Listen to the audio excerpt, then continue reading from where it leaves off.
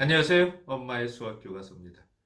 11강 토끼 번식과 코로나 수포 전파자의 피보나치 수열, 이런 제목을 갖고 오늘 공부 좀 해보겠습니다. 제가 피보나치 수열을 지난 강의의 마지막에 예고를 해드렸는데요. 피보나치 수열이라는 게 사실은 우리 사회 또는 자연 현상에서 참 많이 관찰하게 되는 수열입니다. 이 피보나치 수열은요, 토끼 번식에서 사실은 아이디어를 얻은 건데요. 피보나치라는 사람이 이제 토끼 번식을 이론적으로 설명을 해본 겁니다. 토끼 번식력이 굉장히 놀랍죠. 네.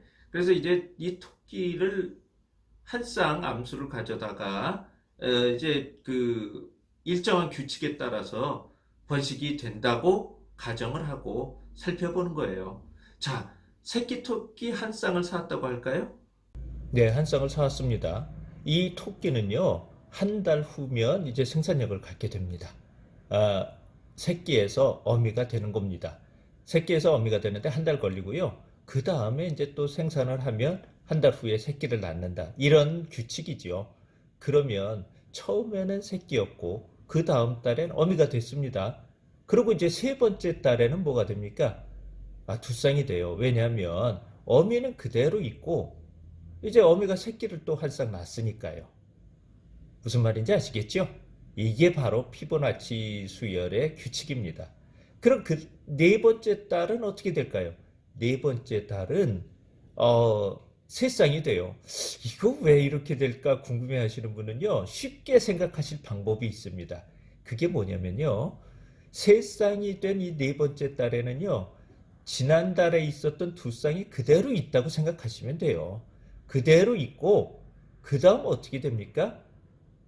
네, 그 전달에 있던 한 쌍이 어쨌든 생산력을 또 가졌으니까 또 낳잖아요.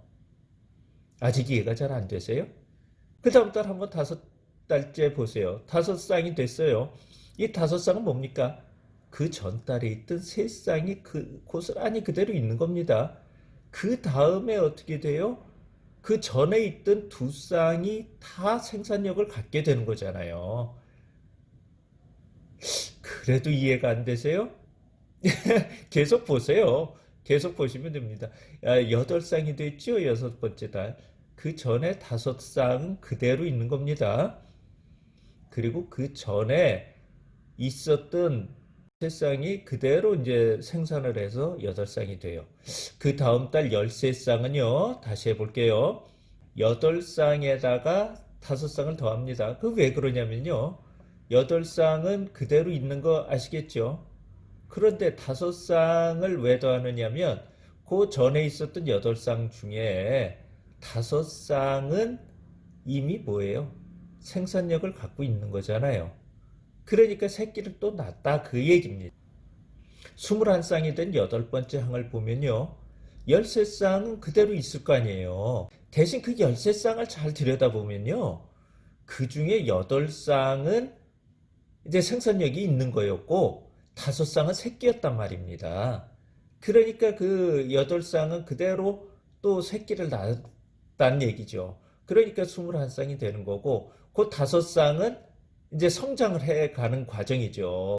34쌍이 됐다는 것은 21쌍의 토끼는 그대로 오고, 그 다음 그 21쌍 중에 8쌍은 새끼였고 13쌍은 어미였거든요. 그러니까 그 어미들은 다시 생산을 했고, 그 8쌍 새끼들은 이제 어미가 되는 거예요. 거기 와서. 이해가 되십니까? 네, 그래서 이제 이 피보나치 수열이라는 것은 이제 규칙을 잘 보시면요, 앞에 있었던 두 항을 더하면 그 다음 항이 되는 이런 수열이에요. 굉장히 재미있죠?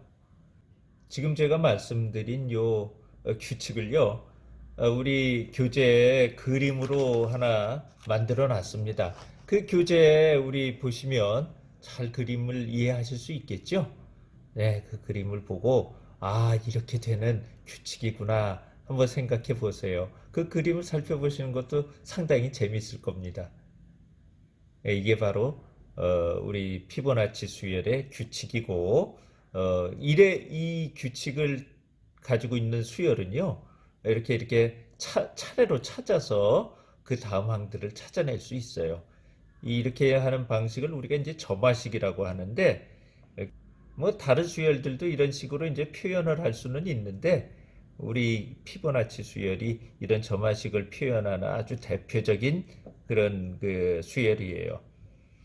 그래서 이제 연이어서 보면 13번째 항, 14번째 항 이렇게 계속 구해나갈 수 있지 않겠습니까? 네, 얼마든지 구할 수 있습니다. 이런 연습 한번 해보시고요.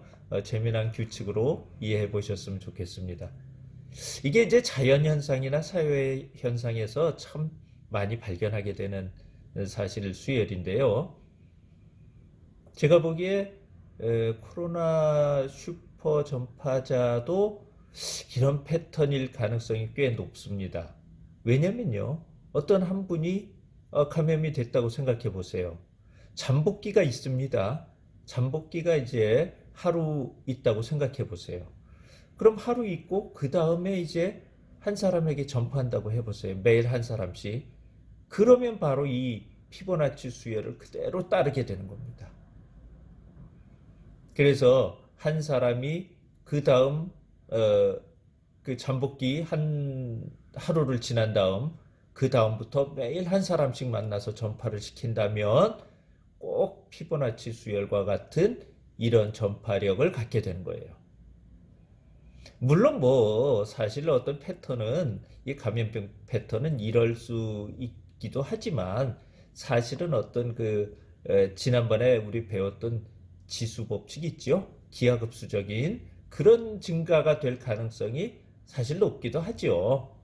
그러나 이제 어떤 환경에 따라서는 피보나치 수열과 같은 이런 전파의 패턴을 가질 가능성이 꽤 높습니다.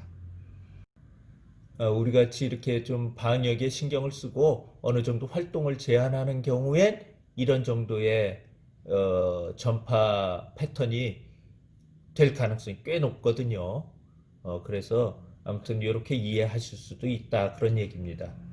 그러나 어쨌든 간에요. 이 피보나치 수열도 지금 관찰해 보셨잖아요. 뒤로 갈수록 엄청나게 빠른 전파가 될 수 있습니다. 그래서 우리 방역 당국이나 역학조사관 이런 분들이 초기에 대응을 하려고 이렇게 애쓰시는 거예요. 그 이유가 다 있습니다. 그래서 우리들은 아무튼 이 방역 당국에 적극적으로 협조하셔야 됩니다. 이게 이제 어떤 피보나치 수열의 패턴이라고 하면 초기에 어느 정도 안정을 해버리면요, 슈퍼 전파자를 잡아낼 수 있거든요. 그러면 어느 정도 제한을 많이 할 수 있습니다. 이런 우리 이론을 이해하시고요. 철저하게 방역에 힘쓰고 같이 동참해 주시면 참 좋겠네요. 네, 이런 공부 조금 해봤습니다. 그리고 이어서 이제 알짜 문제인데요. 알짜 문제는 공비가 양수인 등비수열에 대해서 초항이 3이고 2항과 3항의 곱이 72가 될 때 뭐 이런 항들의 곱은 어떻게 되느냐 이런 문제가 있어요. 그런데 이건 뭐 쉽게 해결하실 수 있습니다. 두 번째 항은 초항에다가 공비를 곱한 거죠. 네, 세 번째 항은 초항에다 공비 몇 번 곱합니까? 두 번 곱할 거 아닙니까? 네, 그렇게 곱했어요. 그러면 2항과 3항을 곱한다는 얘기는 결국은 초항을 두 번 곱하고 공비는 세 번 곱했다는 뜻이죠. 네, 그게 72가 됐다 그랬습니다. 그런데 초항이 3이니까요. 초항이 3이니까 그 공비가 2가 된다는 얘기예요. 공비가 2니까 두 번째 항은 당연히 6이 되겠네요. 그 다음 항은 12, 그 다음은 24, 48 이렇게 2씩 곱해가는 등비수열입니다. 공비가 2인 등비수열이에요. 그래서 초항과 두 번째 항을 곱하면 당연히 18입니다. 네, 이런 정도의 문제를 해결해 보셨습니다. 네, 수고하셨고요. 큰일 하신 겁니다. 이어서 다음 시간부터는 삼각함수와 관련된 공부를 좀 해보겠습니다. 삼각함수라는 거 좀 낯서시죠? 낯설기도 하겠지만은 과거의 기억은 조금 나실 겁니다. 사인, 코사인, 탄젠트 뭐 이런 거 들어보신 기억은 있을 것 같은데요. 네, 이게 이제 사실은 주기성과 관련이 있습니다. 뭐 전파 이런 것도 다 그 교류파 뭐 이런 거 들어보셨죠? 네, 그래서 이게 어떤 반복되는 그런 양상과 관련이 있는 겁니다. 네, 다음을 기대해 보시죠. 복동기였습니다.